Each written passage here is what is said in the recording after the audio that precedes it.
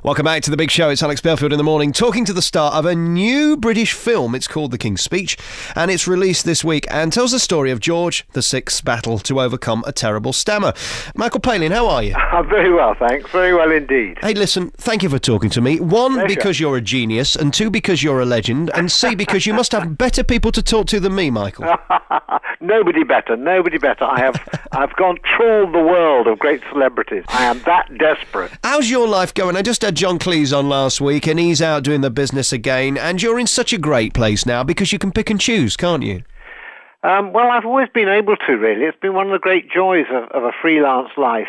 I've managed to do things that I wanted to do and in which I had some sort of control and some kind of connection, and things that I've enjoyed. I've done very few things which I haven't enjoyed, either for the money or because someone told me to do them. So I've been very, very lucky, actually, to pick and choose. And most of the decisions I've made have been, been my own and have been reasonably what I wanted to do. Have you reached that point yet where in your own mind you've got nothing to prove and you've made it, and if you just leave us with your legacy that's already out there, that's enough? Or are you still fighting for something? Oh, I never think in terms of legacy or really what you leave behind. It's very much you take each day as it comes. I want to make sure that I keep producing material because just to keep my brain and body going, and I have as much of an appetite for life and the world and I'm as curious about things as I ever was. It's just a question of making sure that you continue to do good work. And throughout my working life, I've sort of been very, very lucky to work with people who set a very high standard. And I want to make sure I keep up that standard and don't just sort of gradually fade and do things that are rather dull. So that's really what I'm concerned about. When we look at your history, you've had such a blessed career in one way, but you put the groundwork in, didn't you? I mean, you're always funny and trying to be funny. Well, I was lucky in that I could always make people laugh at school and things like that, but I never expected I would ever make that into a career. And indeed, my parents would have been, very anxious that I didn't make that into a career. But the people who were my heroes when I was young were not actually comedy performers so much as writers, people like Simpson and Galton, who wrote Hancock and Steptoe and Son and Spike Milligan. I just thought, these are great. I'd love to be able to write that sort of stuff. And I very fortunately, after university, hanging around, I took up a writing partnership with Terry Jones, and we were very lucky to end up writing for the first Frost Report, and then for a kids' series called Do Not Adjust Your Set, and that led on to Monty Python after 4 or 5 years. I think it was just that I knew I could do that, but I wasn't quite sure how you got into it. It's not like you don't do an apprenticeship in writing comedy. It's just something you feel and you, if it's right, you carry on, even though it doesn't pay very much to start with, which it really didn't. I said to John Cleese a few weeks ago when I had him on the programme, do you think that Monty would be made today if it were put forward? Because it's so silly, throwing a cow over a wall isn't exactly genius, is it? But it worked in that time. What did he say? He said no, it wouldn't be made. I'd agree with him. I think we'd have to explain it far too much. And I think the BBC has sort of plans things more carefully and vets things more carefully. There was a kind of cavalier time at the end of the 60s, not just in television, but in music and fashion and all that, where people were expected to produce something new. And, it was no great sort of deal for the BBC to offer a bunch of people 13 programs to do something they didn't quite understand in a basement, in the basement studio in TV Centre, but that's what we did. Was it as funny and sexy as it appeared to us on the outside? You seemed to have a lot of fun. Yeah, we did have a lot of fun. Yeah, it was great. I mean, it was sort of, it was probably equivalent of sort of sitting around in the pub and telling each other jokes, and yet getting paid for it. We all, were a comedy show, and we all made each other laugh a lot, and it was rather exciting discovering that there was a kind of chemistry as far as the humour went amongst us all, and it wasn't... you don't necessarily expect that 6 people will be able to produce a show. It seems a rather cumbersome number, but for some strange reason, the 6 of us really made each other laugh, and the comedy was complementary. Everyone added a bit to it. I mean, we had completely different ways of life apart from that, but when it came to sitting around a table and writing comedy, it was really a wonderful sort of powerful sort of unit, and with Terry Gilliam doing the animation as well, that was something that no one else had at the time. We did enjoy it. Yeah, it was very exciting. Yeah. You've worked with so many. Who's impressed you the most in terms of comic timing? Well, I think that I would say John Cleese is superb to work with. I've done many sketches with him, and it's like a finely tuned piece of sort of music, getting the right moment and the right pause. And I've worked with Maggie Smith, who's incomparable. But there are a lot of people who understand comedy, whether it's Tim Spall or whoever. That you just know that they know how to play it, and more importantly, good people to write it. I mean, I'm very lucky to have had scripts from, done films with John Cleese script, with Alan Bennett's script, both brilliant. Alan Bleasdale too, not always comedy, but there's something very good about the way he constructs a script, and if you do it well, you've got the timing right, yeah. Are you only as good as your writing? Can you bring rubbish to life because you're a great actor or comedian, or is it all in the writing? I think it's basically in the writing to start with, which is why Python was so strong, because we wrote and we performed our own material. If something doesn't work on the page, I think you're going to struggle to make it work in performance. It's as simple as that.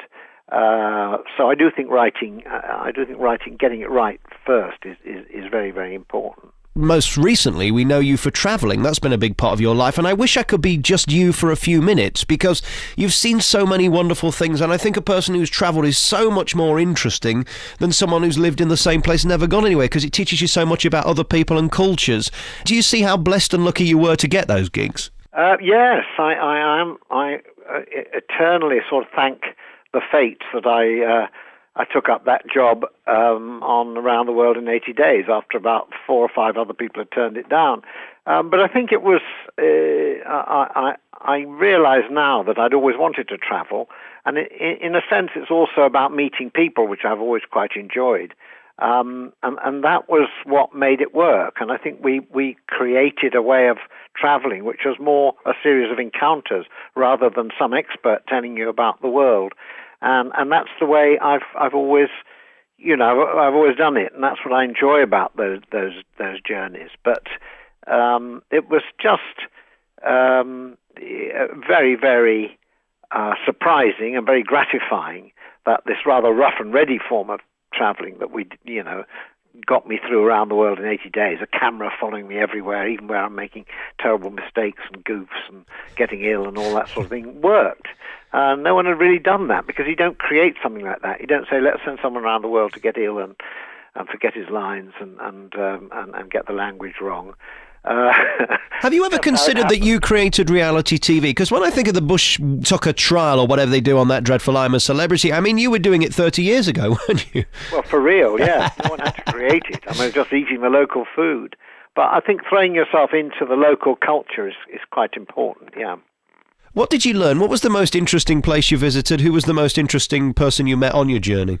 I always think Peru was a pretty amazing place. The reason why I say it is because it was a combination of absolutely stunning scenery, the Andes and then the high plain with Cuzco and Machu Picchu, but also because it was the furthest I've got off the beaten track. We went beyond Machu Picchu, which most people don't do, onto the headwaters of the Amazon, down some whitewater rapids and into a wonderful canyon called the Pongo de Manaique. And it was just the most beautiful place. The rock was shining black, the water was pouring out of the forest, and there were these huge, great black butterflies. I remember that, and I thought, now this is getting away from it all. This is really the essence of why I travel. But you have to have Heathrow Airport at the same time, so you don't get all the best. You must be very relieved you don't have to travel today with all those scanners and security. It'd take forever, wouldn't it? Well, it is more difficult now, oddly enough. I mean, although you can fly around the world, you're many more restrictions, but it's still a great. I'm still terribly tempted to travel. I look at atlases, I look at maps. I'm an absolute sucker for glossy photos of remote parts of the world. And of course, everybody knows you for your travelling. Everybody knows you, of course, for the comedy. But what people might not know is you've got the Michael Palin Centre for Stammering Children, which was opened in 1993. Why did you want to do that? Because my father had a very severe stammer, and it was with him all the time. I knew him, and there seemed to be no information on why the stammer had where it had begun. All I knew about it was that it obviously affected his life quite seriously. It meant he couldn't just get up and talk around the table as his other sort of business colleagues could without a lot of pressure. Couldn't even tell jokes, really, without sort of thinking about it very carefully. And so, he never knew when he would be fluent or not fluent, and I think it made him very frustrated. And after I made A Fish Called Wanda, in which I played a stammerer, various people got in touch with me, and two of them had a new therapy for dealing with stammering in childhood. And I thought, well, this is very interesting. And they said, that's the time. If you can get a child with a stammer when they're quite young, before the stammer has become absolutely established, then you can manage that stammer. You can't cure it, but you can actually improve things so much that their lives won't be blighted in the way that my father's life was blighted, and that they'll be able to just, like any other fluent people, be able to sort of take life and take life's chances ahead of them. So that was why I said, all right, I'll get involved.